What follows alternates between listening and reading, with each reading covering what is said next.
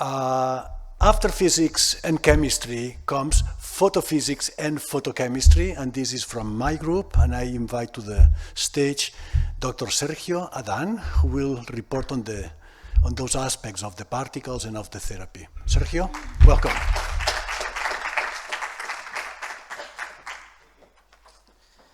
Okay, well, first of all, thank you, Santi, for the introduction, and, well, for IQS for being part of this very interesting project.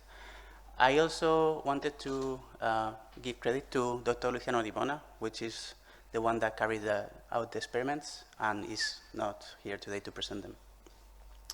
So I'm going to talk about the photonics behind Light4Lungs. Okay. Could you, the video, please? Yeah. So, well, this video has been seen before. Is basically the emission of the nanoparticles, both the prompt and the persistent luminescence. And this is when the laser or the lamp is exciting the nanoparticles, and then after that, it will decay. To mention again, these nanoparticles absorb at 260 nanometers and emit around a maximum of 460 nanometers. The mechanism of this luminescence is considered here. So upon excitation, the nanoparticles goes to the side state. These nanoparticles, as it was mentioned before, they are formed by a matrix of zirconium oxide and then some titanium ions in the matrix.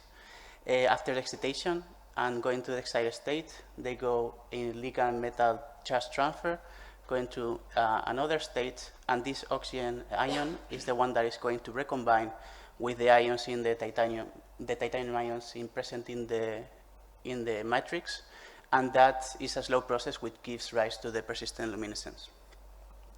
So now going to more the spectra of the sure. Going more to the spectra of these particles. So basically, and the mechanism, we first have to excite the particles as we saw in the video, and that could be like a minute or more. And then after we excite, then they start decaying with this prompt luminescence that is in the range of milliseconds. And then we have the persistent luminescence that goes into the several seconds. Here, after 60 seconds, we completely decays. And the important thing is that this cycle can be repeated over and over and deliver the photons that are required for the therapy. It's important to mention that this persistent luminescence, this luminescence, both the prompt and the persistent, share the same emission, which confirms that is the same photochemical process. So now more about how to measure the amount of light that is produced by the particles. So these experiments were carried out at the University of Florence. The first experiments consist on measuring the quantum yield, which is the ratio between the absorbed photons and the emitted ones. And to do that, we have an LED that will excite the nanoparticles that are in the intervening sphere in solution. And this sphere allows us to measure absolutely the number of photons that are produced by the particles in both the prompt and the persistent luminescence. And then with that, the signal goes to a spectrometer, and then the quantum yield was calculated around between 8 and 15%. Then in the second experiment, we calculated the number of total photons emitted by the particle. And to do that, we use an actinometer, which is a molecule that can react to light. It's a well-known reaction, and we can quantitate the amount of photons that are used to change the properties of the actinometer. So this actinometer was in this chamber, and then the nanoparticles with the emission after the LED radiation, they were emitting the photons and then changing the actinometer. And then the important value is that there were 30,000 photons per particle. So now the important luminescence really is not the prompt because it decays really fast. It's more the persistent luminescence that can go into the seconds. And to measure that, it was important to have a continuous flow system of particles due to the low quantum yield. And this consisted to a reactor where the particles are excited, that they travel certain distance that will also exhibit the persistent luminescence, and they go to a photoreactor where they're going to excite or produce singlet oxygen, or we're going to measure the fluorescence. We have different setups. But the idea is that then this solution, again with the particles, we come back using a peristaltic pump, and then the cycle will begin over and over. So in the first experiment, the light delivered for the persistent luminescence was quantified, and then here in the system with the continuous flow, we can see in this graph that we have both the prompt and the persistent, and then the light only from the persistent, because you can change the distance, and then you can only have the persistence luminescence that will change the actinometer. So basically, what it was obtained is that 96% of the prompt, the total luminescence is prompt, and then only 4% is persistent, which gives us a number of 1,200 photons. Again, is low compared to the total, but is the important part is that we can recycle over and over these particles and deliver the photons required. So now that we have established that we can deliver light, it's important to know what can we do with that. No? So the objectives here are that we want light to generate singlet oxygen, which is the main factor involved in the photoinactivation. We want to confirm that this singlet oxygen and other reactive oxygen species will react with biomolecules in the bacteria, and then that interaction will oxidize them, damage them, and then inactivate the bacteria finally. So in the first experiment, then the mechanism generation of this singlet oxygen, basically in this setup, instead of having the actinometer, we have a photosensitizer that will be in solution, that will generate the singlet oxygen. The process, how it does it, is that upon excitation, it will go to the singlet excited state, they will go intersystem crossing, a process that will go to the triple state, and this state is where it will be an energy transfer between the photosensitizer and the oxygen that is in solution. So then this oxygen will go to the excited state, generating singlet oxygen, and then this is what we can detect using an infrared detector at 1275 nanometers, and this is why we are observing this figure. So basically in this figure, what we observe is that without the emission of the light from the particles, this persistent luminescence, there is some error, but virtually no singlet oxygen produced. And then when we have this persistent luminescence over and over again, then we observe this singlet oxygen, and these are statistically significant between each other. And then we also use a molecule called DAVCO that deactivates singlet oxygen in contact. So basically what happens is that in presence of this molecule, then singlet oxygen will be effectively trapped and deactivated, and that's why we don't see any signal, which again confirms that singlet oxygen was produced. Okay, so the second step is once we generate singlet oxygen, what we do with that, no? So in using again this photochemical setup with the continuous flow and the photoreactor, in this case we also introduce, apart from the photosensitizer, another molecule, which is the tryptophan. It's a fluorescent molecule that basically can interact with singlet oxygen, be trapped again, and produce a non-fluorescent product that will give us that the singlet oxygen was produced and can also deactivate or deoxidize molecules. Again, we have the same diagram where a photosensitizer, upon light excitation from the persistent luminescence of the particles, go to the cycle state, intersystem crossing, go to the triple state, then the energy transfer between the triple state to the oxygen, that is also in triple state, go to singlet state, and then this singlet oxygen is not detected in this case, but the surrounding molecules would be the tryptophan, will get oxidized and produce this non-fluorescent product, and this is what I observe in this plot. Basically, we have the control where no light from the particles is observed, and then there's a degradation that is with time of this tryptophan, but then when we have the persistent luminescence of the particles, then we observe a faster decay that confirms that singlet oxygen was produced and also oxidized tryptophan. And finally, in this set of experiments, we have how if we can photoinactivate bacteria. which is a very important experiment to be done with the nanoparticles. And basically in this experiment, we have, again, the control for both Staphylococcus aureus and Pseudomonas aeruginosa, where no light from the particles is applied. We observe a reduction in the bacterial growth, but again, when the light is applied, there's a much more significant inhibition of the growth, photoinactivation, and then we see the same effect even better in Pseudomonas aeruginosa, where there is no reduction of the growth with no light, but then when the light is applied, there's photoinactivation. The difference between these two bacteria goes to their inherent characteristics. So sometimes the light or the treatment will be better for one or the other. It's important to mention that the dose of light that was administered by the persistent luminescence also changed the photoinactivation of the bacteria, meaning that this light was essential for the process to happen.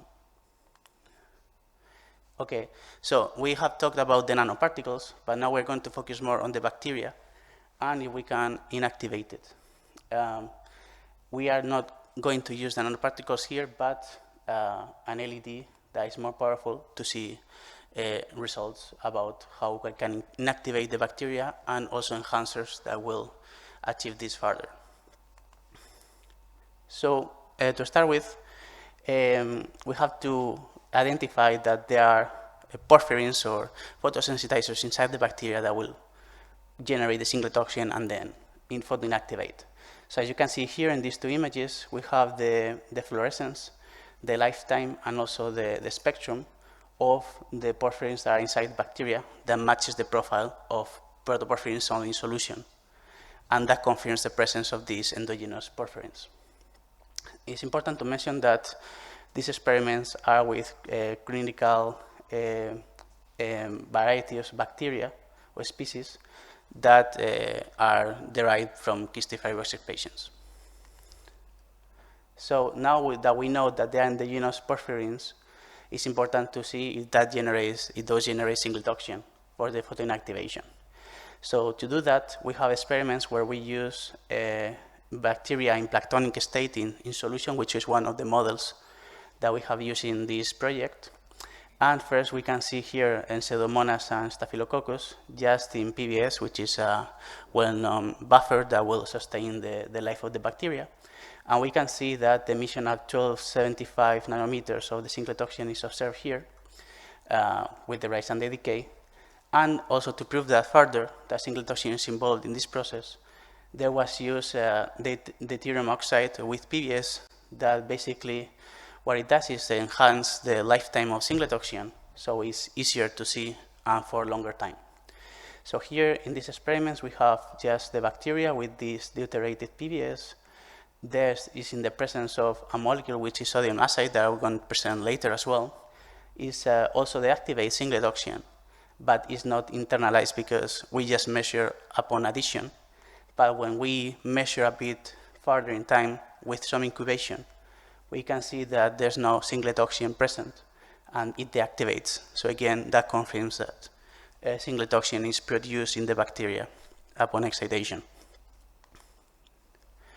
So this is a very important result, which basically talks about if the blue light that will be the nanoparticles, but in this case an LED, will photoinactivate the bacteria. So in the first graph, we have Pseudomonas aeruginosa with this clinical variant in the planktonic cell model. And we have a control, which is in the absence of light, so we don't see any photoinactivation. We have the blue light, which does 2 logs, that corresponds to 99% of the bacterial cell death. And then in the presence of deuterated PBS, this effect is enhanced because of the longer lifetime of singlet oxygen.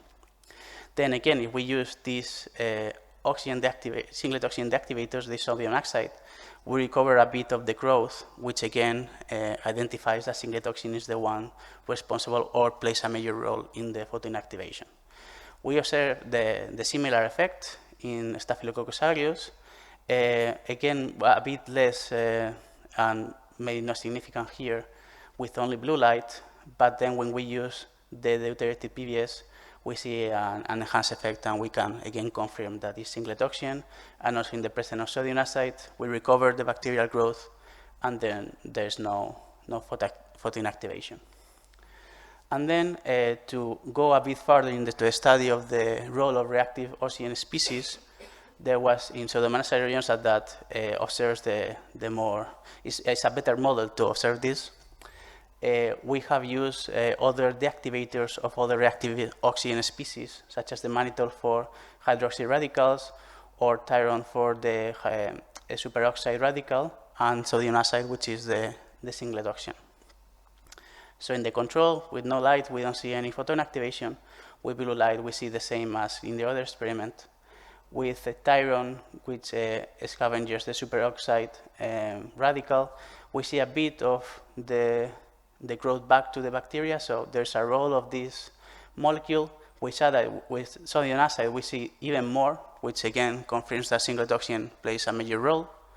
And then with mannitol that scavenges the hydroxyl radical, we again also see a further increase in the bacterial growth, which again also, well, in this case confirms that hydroxyl radicals also play a role. And when we combine that all together, we see completely back to the bacterial growth, indicating again that these two, the hydroxyl radical and the singlet oxygen, are the most important reactive oxygen species in the photoinactivation. These are images that have been shown before, but just to see again how light can damage these bacteria. It was done in Pseudomonas aeruginosa because it's a better candidate to show these effects. And again, when there's no light, the bacteria are there just growing and living. And then when this is irradiated under blue light for 120 minutes, then the bacteria are in the process of dying or already dead, and we can see that the membrane is disrupted completely. So in these two sets of experiments, the last ones, is to see the effect of enhancers that were mentioned before.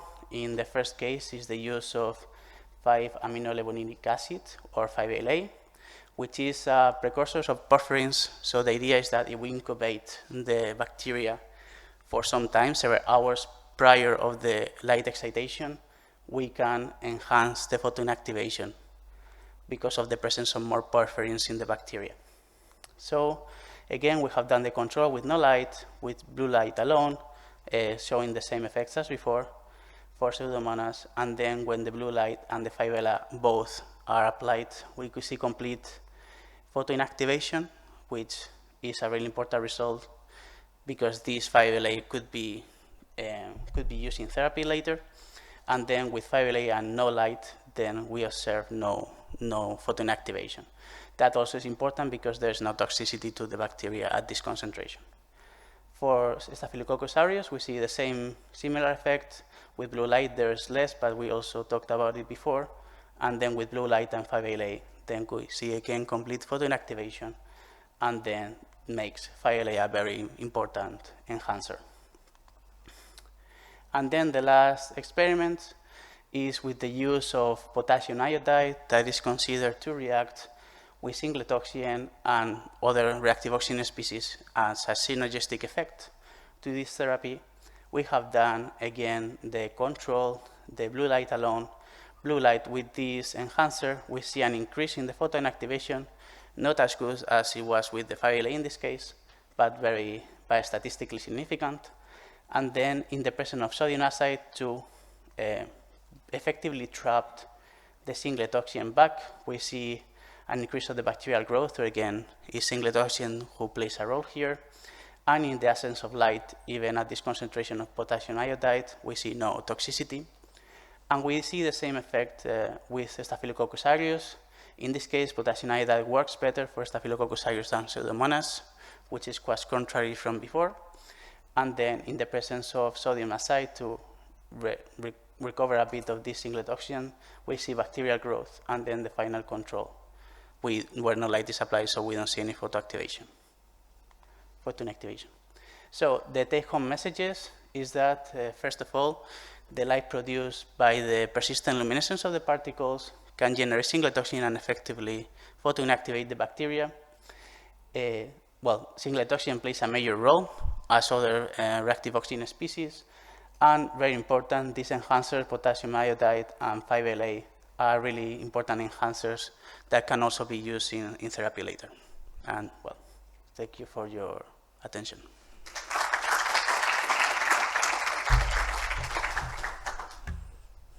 So questions for Sergio?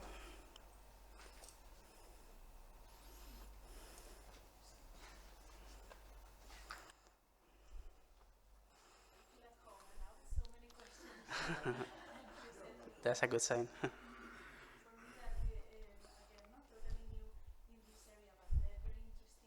With the positive results that you have seen with the planktonic cells, do you plan to go to the biofilm to repeat these studies in biofilm? Is this the next step, or what are the next steps? Yes, exactly. I think some preliminary results were done with biofilms, but again, that would be the next step because planktonic cells are easy to reach with light, but biofilms present a more complexity and a more difficult approach, so we'll have to see if this approach also works. And that's why the enhancers are really important, because they could be the difference between actually being successful or not. So, anyway, good question.